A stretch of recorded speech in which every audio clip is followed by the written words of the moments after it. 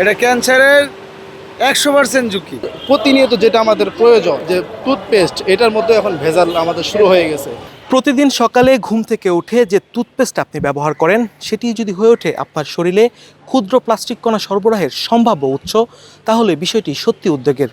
সম্প্রতি এক গবেষণায় দেখা গেছে দেশে প্রচলিত 34টি টুথপেস্ট ব্র্যান্ডের মধ্যে 26টিতেই রয়েছে ক্ষুদ্র প্লাস্টিক কণা। গবেষণা বলছে টুথপেস্টের ভিতর কোনোভাবেই ক্ষুদ্র প্লাস্টিক কণা থাকার কথা নয়, যা নিয়ে ইতিমধ্যেই ভোক্তাদের মধ্যে তৈরি হয়েছে উদ্বেগ। জনসাধারণ বিষয়টিকে কিভাবে দেখছেন? তারা কি টুথপেস্ট ব্যবহারে আরও সতর্ক হবেন? সংশ্লিষ্ট কর্তৃপক্ষের কাছে তাদের প্রত্যাশাই বা কী? এটা অনেক উদ্বেগজনক এবং হতাশাজনক। সরকার এগুলো বিষয়ে আসলে দৃষ্টি দেওয়া প্রয়োজন।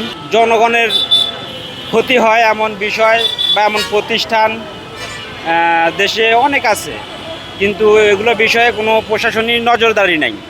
তা আমরা সরকারের কাছে আবেদন জানাবো সচেতন নাগরিক হিসাবে যে এগুলো বিষয়ে সরকার যাতে জনগণের সুবিধার্থে যাতে এগুলো বিষয়ে সরকার সুদৃষ্টি দেয়। আমাদের নবীজি সুন্নত মেসওয়াক আসলে সেটা 1400 বছর পূর্বে যেহেতু বলে গিয়েছেন, সেটাই ছিল আমাদের জীবনের করণীয় এবং এটার মাধ্যমে আমাদের দাঁত সুন্দর থাকে এবং দাঁত পরিষ্কার ভালো হয়।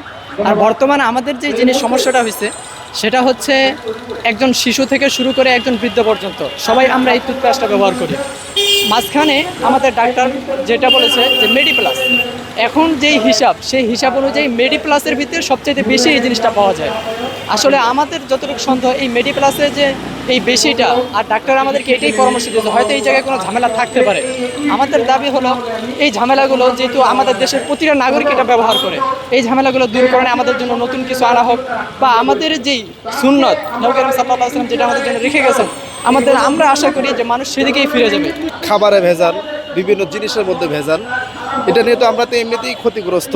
তার মধ্য থেকে এখন আবার দেখতেছি যে আমাদের প্রতিনিয়ত যেটা আমাদের প্রয়োজন, নিত্য প্রয়োজনীয় জিনিস যে টুথপেস্ট, এটার মধ্যে এখন ভেজাল আমাদের শুরু হয়ে গেছে। এটা আমি চাচ্ছি বাংলাদেশের সরকারের কাছে, এটা আমি বলি এটা যেন বাংলাদেশ থেকে দূর করা হয়, যেন আমরা সব কিছুর মধ্যে ভেজাল আছে, যেন এটার মধ্যে আল্লাহ যেন আমাদের একটা ভালো আসে আর কি, যেন আমরা যেন নবীর সুন্নতের মধ্যে যদি থাকি আমাদের অনেকটাই আরও সামনে, আরও আমাদের যে বিভিন্ন সমস্যা থেকে আমরা দাঁতের সমস্যা, বিভিন্ন শারীরিক সমস্যা থেকে আমরা দেশের নাগরিক হিসাবে আমরা অবশ্যই চিন্তিত, কারণ আমরা সকালে উঠে যেটা ব্যবহার করি আমাদের শরীর এবং আমাদের মুখকে ফ্রেশ করার জন্য, তো যে হিসাবে যদি আমরা এই বিষয়গুলো নিয়ে একটু সচেতন হই, অথবা যা টুথপেস্ট কোম্পানি যারা যেমন পেপসোডেন্ট, ক্লোজ আপ, এগুলো আমাদের দেশের একটা নামি দামি একটা ব্র্যান্ড যেগুলো আমরা সচরাচর ব্যবহার করে থাকি, তো ওই হিসাবে এগুলো যদি ক্ষতিপূর্ণ হয় এবং এগুলো যদি আমাদের শরীরের জন্য ক্ষতি হয়, তো ওই হিসাবে আমাদের উচিত যে এগুলোর বিরুদ্ধে রুখে দাঁড়ানো এবং কি বলা যে সরকারের কাছে আবেদন করা বা এটা নিয়ে কথা বলা, যাতে এই ব্র্যান্ডগুলোকে অথবা এই কোম্পানিগুলোকে আমরা বন্ধ করতে পারি বা এটা নিয়ে উদ্যোগ নিতে পারি।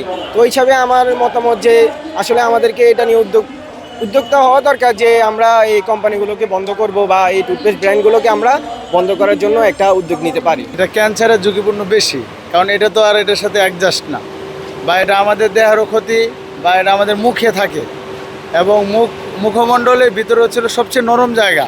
এটা ক্যান্সারের 100% ঝুঁকি, আমরা 100% ঝুঁকি ক্যান্সারের।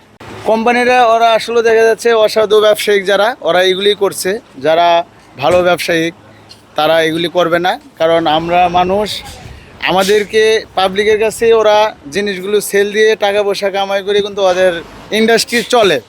আমাদের সাধারণ ভোক্তা যারা আছি তাদেরকে দিয়েই ইন্ডাস্ট্রিয়ালটা চলে, কিন্তু আমাদেরকে যদি ওরা এভাবে জিম্বি করে তাহলে তো আমাদের আর কিছু করার নাই, কারণ এটা তো আমরা অনেকে জানি না, অনেকে সাধারণ মানুষ হয়তো জানে না, বা কিছু লোকে জানে বা কেউ জানে না এরকম বিষয়। তো আমরা কিন্তু এটা অজান্তে অনেক বড় ক্ষতি হয়ে যাচ্ছে আমাদের।